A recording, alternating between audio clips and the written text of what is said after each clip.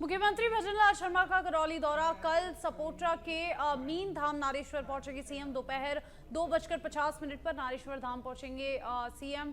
और सीएम का कल सपोट्रा में कार्यक्रम एक पेड़ मां के नाम अभियान का करेंगे आगाज। इस दौरान एक जनसभा को संबोधित करने का भी कार्यक्रम है। 4:40 पे सपोट्रा से जयपुर के लिए होंगे रवाना। बड़ी अपडेट, कल सीएम भजनलाल शर्मा के दौरे से जुड़ी बड़ी अपडेट आपको बता रहे हैं। सपोट्रा के मीन धाम में कार्यक्रम प्रस्तावित है सीएम का। एक पेड़ मां के नाम अभियान का आगाज करेंगे सीएम भजनलाल शर्मा। और कल सीएम भजनलाल शर्मा करौली दौरे पर रहेंगे और इस दौरान कई कार्यक्रम प्रस्तावित हैं। सपोट्रा के मीन धाम नारेश्वर पहुंचने का कार्यक्रम कल सीएम का। दोपहर 2:50 पर नारेश्वर धाम पहुंचेंगे सीएम और एक पेड़ मां के नाम अभियान का आगाज करने का कार्यक्रम।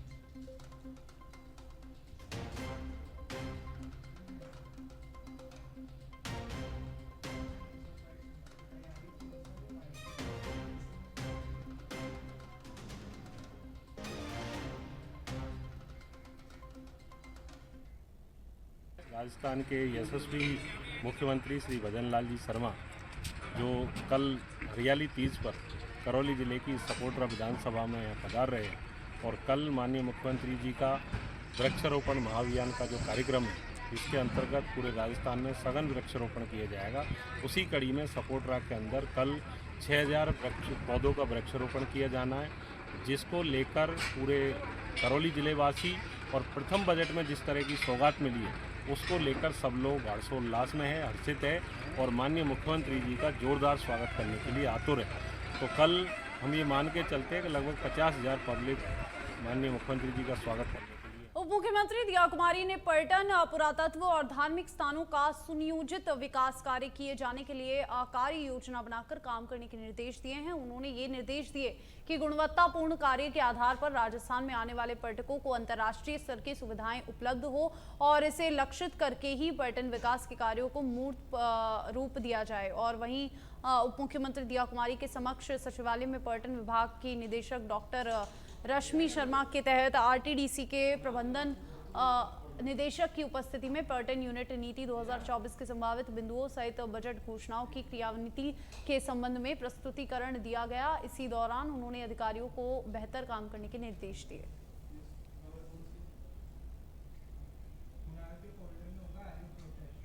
पाली से खबर है, बानी नदी में बड़ी पानी की आवक। नेहरा बांध पर चली चादर और बांध पर चल रही 2 फीट पानी की चादर। ये तस्वीरें आपको पाली से दिखा रहे हैं जहां पर नेहरा बांध में चली पानी की चादर और 2 फीट ऊपर से पानी की चादर चल रही है। और नेहरा बांध की ये तस्वीरें आपको बता रहे हैं जहां पर पानी की चादर चल रही है। देखिए किस तरीके से बांडी नदी में बड़ी पानी की आवक। और पाली से ये तस्वीरें, बांध पर चली 2 फीट पानी की चादर।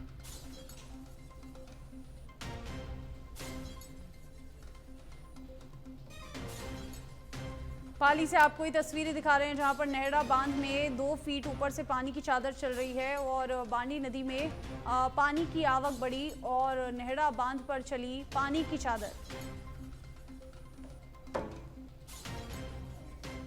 पाली से खबर है, बांडी नदी में बड़ी पानी की आवक। नेहरा बांध पर चली चादर और बांध पर चल रही 2 फीट पानी की चादर।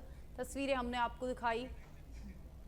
और खबर अब हनुमानगढ़ से लेंगे जहां पर ऑपरेशन एंटीवायरस के तहत हनुमानगढ़ पुलिस को बड़ी सफलता मिली है। पुलिस ने गुमशुदा 239 मोबाइल बरामद करने में सफलता हासिल की। इस संबंध में जानकारी देते हुए हनुमानगढ़ पुलिस अधीक्षक विकास सांगवान ने बताया कि ऑपरेशन एंटीवायरस के तहत जिला साइबर टीम और जिले में पुलिस थानों की टीमों ने संयुक्त कार्रवाई की, जिसके तहत 239 मोबाइल फोन बरामद किए गए जिनकी अनुमति कीमत करीब 70 लाख रुपए बताई जा रही है। और इनमें से 131 फोन पूर्व में परिवादियों के सुपुर्द किए जा चुके हैं और शेष 108 मोबाइल फोन एसपी कार्यालय में पुलिस अधीक्षक और अन्य अधिकारियों के परिवादियों को वितरित किए। डीजी साहब और डीजी साइबर क्राइम के द्वारा ऑपरेशन एंटीवायरस नाम से एक विशेष अभियान चलाया जा रहा है, जिसमें जो गुमशुदा मोबाइल्स हैं उनको किस तरीके से मैक्सिमम को रिकवर करके लोग आम जन तक वापस पहुंचाया जाए। इस अभियान के अंतर्गत जब से CIR पोर्टल चालू हुआ तब से करीब 239 मोबाइल्स जो लॉस्ट मोबाइल्स हैं वो पुलिस ने रिकवर किए हैं, जिसकी ओवरऑल कॉस्ट करीब 70 लाख रुपए है। करीब 130 मोबाइल हम पहले हैंडओवर किए जा रहे हैं। आज 108 मोबाइल्स आमजन को वापस। भरतपुर रेंज के डीग के मेवाड़ क्षेत्र में साइबर ठगों से ही ठगी के प्रयास का मामला सामने आया। दरअसल ठग ने खुद को स्पेशल टीम का इंचार्ज बताकर अपराधियों को झांसे में लिया और पुलिस की कार्रवाई से बचने के नाम पर पैसे की मांग की। पुलिस ने इस मामले में 3 आरोपियों को गिरफ्तार किया है। प्रकरण जो कि हमारे सामने आया और चूंकि लगातार एंटीवायरस के तहत पुलिस की कार्रवाई डीग क्षेत्र में चल रही थी, तो जो पुलिस की कार्रवाई के कारण अपराधी डर रहे थे, ठग डर रहे थे, उन ठगों के साथ ठगी करने का एक प्रकरण हमारे सामने आया, जिसमें कि एक व्यक्ति जिसका नाम फरीद उर्फ राहुल उर्फ मानू उर्फ मानसिंह है और अलवर का रहने वाला है। ये अपना जो सोशल मीडिया प्रोफाइल इसने बना रखा है, व्हाट्सएप का जो इसने स्टेटस बना रखा है, उसमें पुलिस आर्मी की वर्दी, आर्मी या बीएसएफ की वर्दी पहन करके अपने फ़ोटो लगा रखे हैं। खुद को बीएसएफ में पहले होना बताता है और अभी अपने आप को स्पेशल टीम का इंचार्ज बता करके ठगों से संपर्क करके और उनके मकान नहीं टूटेंगे या उनका नाम निकाल दिया जाएगा, इस तरह का झांसा दे करके उनसे पैसे लेने का प्रयास कर रहा था। कोटपुतली के बहरोड कस्बे के रीको फेज 2 में स्थित विद्युत निगम के अधिशासी अभियंता कार्यालय पर पूर्व विधायक और कांग्रेस नेता बलजीत यादव ने बिजली कटौती को लेकर प्रदर्शन किया, जहां पर विद्युत निगम के अधिकारियों को ट्रांसफार्मर्स की पेंडेंसी को जल्द से जल्द पूरा करने और गांव में बिजली कटौती नहीं करने के लिए चेताया। यादव ने कहा कि क्षेत्र में जनता बिजली पानी के लिए त्रस्त है, लेकिन वर्तमान विधायक जसवंत यादव कोई ध्यान नहीं दे रहे। बिजली से त्राहिमाम कमी से बचा हुआ है क्षेत्र में। पानी की कमी पूरी गर्मियों रही, बिजली की सप्लाई बाधित होती रही, रात में छोटे छोटे बच्चे तड़पते रहे और जो क्षेत्रीय जनप्रतिनिधि है वो विदेश घूमता रहा। ऐसी खतरनाक स्थिति बिजली की बहरोड के लोगों ने कभी नहीं देखी। पूरे देश में बिजली का संकट आया तो भी बहरोड के जवानों ने जापानी जोन की बिजली कटवाकर जनता को बिजली दिलवाई। लेकिन मौजूदा जनप्रतिनिधि है जसवंत, इसकी भूख इतनी बढ़ गई है कि गर्मियों में सारी बिजली इसने फैक्ट्रियों को बेची। क्या आप इस भ्रष्ट झूठ के जनरेटर इस जसवंत को कह देना, अपने उच्च अधिकारियों को, बिजली विभाग के को कह देना, अगर ये बिजली की स्थिति नहीं सुधरी तो हम बिजली विभाग के ताला लगा करके और इसके ऊपर स्थायी रूप से धरने के ऊपर बैठेंगे। खबर सवाई माधोपुर से है, जहां पर बनास नदी और गलवा नदी बारिश के कारण दोनों ही नदियां उफान पर चल रही है। ऐसे में दोनों नदियों पर बनी पुलिया और रपट पर 4 से 5 फीट पानी बह रहा है। वहीं उनियारा के गलवा नदी पर बना बांध ओवरफ्लो हो जाने से कारण गलवा नदी भी उफान पर है, जिसके चलते पांड डेरा गांव में टापू का रूप धारण कर लिया है। वहीं बारिश के कारण 1 दर्जन से अधिक गांवों का संपर्क चौथ का बरवाड़ा उपखंड से कट गया है। ऐसे में ग्रामीणों को परेशानियों का सामना करना पड़ रहा है।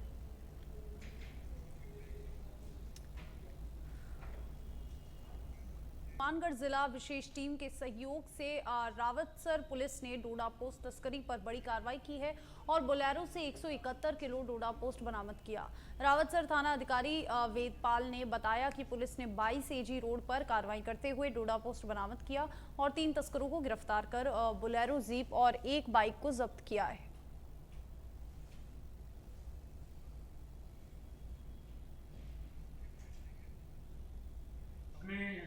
पुलिस थाना रावतसर एरिया के अंदर आज हमारे द्वारा एक NDPS की बड़ी कार्रवाई की गई है DST हनुमानगढ़ के सहयोग से।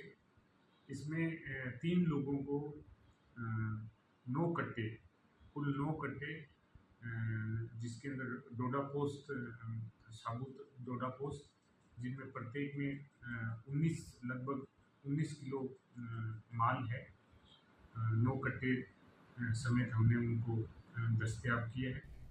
खबर ब्यावर से है, जहां पर एनीगढ़ के पानी के बहाव क्षेत्र में बने पक्के मकानों को लेकर क्षेत्रवासियों ने तहसीलदार शिल्पा चौधरी को ज्ञापन सौंपा। वहीं ज्ञापन पर संज्ञान लेते हुए प्रशासन ने तुरंत एक्शन लिया और तहसीलदार समेत अन्य अधिकारी मौके पर पहुंचे, जहां पर उन्होंने मौका मुआयना किया। साथ ही अवैध बने मकानों और एनीगढ़ की पाल तोड़ने को लेकर सख्त कार्रवाई के निर्देश दिए। कार्यालय में जो हमें शिकायत प्राप्त हुई थी, उसके क्रम में हमने रेवेन्यू टीम, पटवारी जी, गिरदावर साहब और कांटेक्ट किया, साथ ही नगर पालिका ईओ साहब से भी हम लोगों ने साथ में मौका निरीक्षण कर लिया है। ये ग्राम शिखरानी है, इसका जो एनिकेट है, इसके रोड के बराबर में बहुत पुरानी पाल डली हुई है। मौका जब देखा गया तो ये पाया गया कि पाल कई जगह से क्षतिग्रस्त है, जिसको फिलहाल तो ग्रामीणों ने खुद ने ही इसको मौके पर वापस मिट्टी डाल करके पाल को पूर्व की स्थिति में लाने का प्रयास किया है। अब पहली बात तो गांव वासियों को जिन्होंने मकान बना रखे हैं, उनको ये समझाइश कर दी गई है कि इस पाल को क्षतिग्रस्त ना करें। और दूसरी चीज़, ईओ साहब से भी ये बात हुई है और उनको ये बताया गया है कि भाई ढंग से एक जेसीबी भेज करके इस पाल को पूर्व की स्थिति में मजबूती के साथ लाया जाए। तो ये वाली कार्रवाई हम कल संपन्न। राजस्थान में झमाझम बारिश का दौर जारी है। टोंक, अजमेर, पाली, धौलपुर, फलौदी, जोधपुर, भीलवाड़ा, केकड़ी, भरतपुर सहित तमाम जिलों में बारिश कहीं राहत बनकर बरस रही है तो कहीं आफत बनकर बरस रही है। लोगों को जिस बारिश का इंतजार था वो पिछले साल के मुकाबले इस बार काफ़ी अच्छी तरह बरसी और किसानों को फसलों को लेकर राहत है, तो निचले इलाकों में लोगों को परेशानी का सामना करना पड़ रहा है। और देखिए तमाम तस्वीरें आपको बता रहे हैं अलग अलग जिलों से, जहां पर टोंक से तस्वीरें बारिश की, अजमेर के पीसांगन से, पाली से तस्वीरें और धौलपुर में किस तरीके से नदियां उफान पर है, फलौदी से तस्वीरें और जोधपुर में किस तरीके से देखिए इलाकों में जलभराव की स्थिति बनी हुई है, भीलवाड़ा से तस्वीरें और बिजोलिया भीलवाड़ा से झरने की तस्वीरें और केकड़ी में यहाँ पर किस तरीके से लोग जलभराव के इलाकों से होकर गुजर रहे हैं, भरतपुर से तस्वीरें दिखा रहे हैं।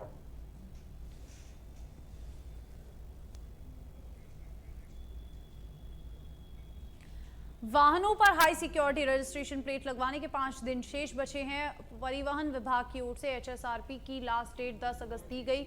इस बीच पूर्व परिवहन मंत्री प्रताप सिंह खाचरियावास ने एचएसआरपी को लेकर परिवहन विभाग पर सवाल उठाए। खाचरियावास ने कहा कि एचएसआरपी नंबर प्लेट गाड़ी पर लगने के नाम पर परिवहन अधिकारी प्राइवेट कंपनियों को फायदा पहुंचाना चाह रहे हैं। नए नियम को लेकर लोगों में भय का माहौल है।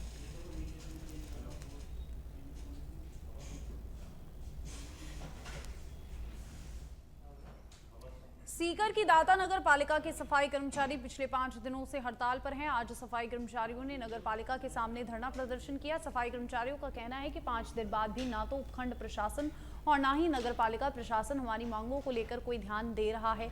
नगर पालिका में पूरी तरह से सफाई व्यवस्था बदहाल है, जिसके कारण चारों तरफ गंदगी पसरी हुई है। अभी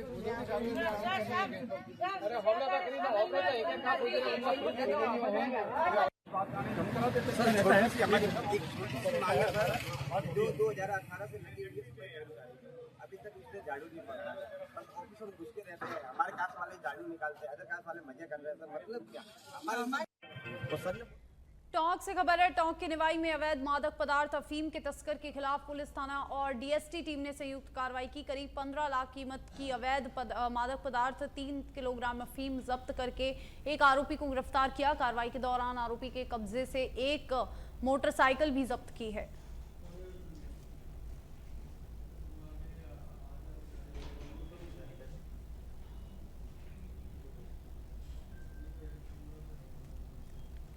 कोटा शहर के उद्योग नगर इलाके में निजी बस की टक्कर से बाइक सवार की दर्दनाक मौत हो गई। वहीं हादसे के बाद परिजनों में एमबीएस अस्पताल की मोर्चरी पर मुआवजे की मांग को लेकर हंगामा कर दिया।